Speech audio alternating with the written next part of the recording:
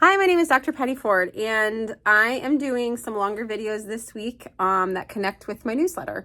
So my newsletter comes out in March, and if you're watching this, right now it's February 17th, 2026. And so if you get a handle on this, this is a pretty timeless video anyway, but it'll pair with my March newsletter where we're talking about spring cleaning and old beliefs. And a lot of times people that I work with, they feel guilty when they eat foods that they deem as bad. And so food guilt doesn't work. And why doesn't it work? If guilt worked, you'd already be fixed.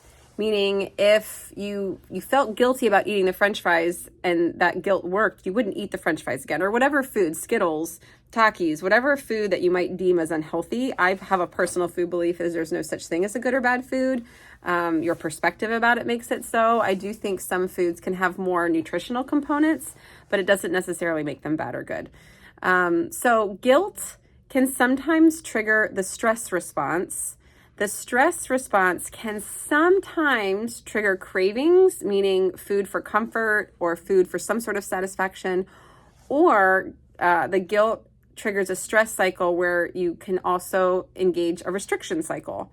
When you have the restriction cycle, hunger is going to win eventually in a non-anorexic brain, but the restriction can increase severe hunger, which can lead to more mindless choices of quick and easy access foods, which is typically deemed as bad.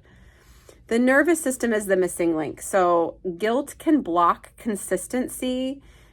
What is opposite of guilt in the health space is being curious, having some sort of structure that is supportive, not suffocating, and compassion. So when you pair curiosity with structure and compassion, that's when things move forward in the food space. Structure should be this open hand concept. It shouldn't be a tight, white-knuckled grip. So when you're holding onto something with a white-knuckled fist, that's typically control, where if you're holding something and you're trusting it, that's going to be more sustainable and more long-lasting. And so instead of asking, well, what's wrong with me? Why can't I get it together?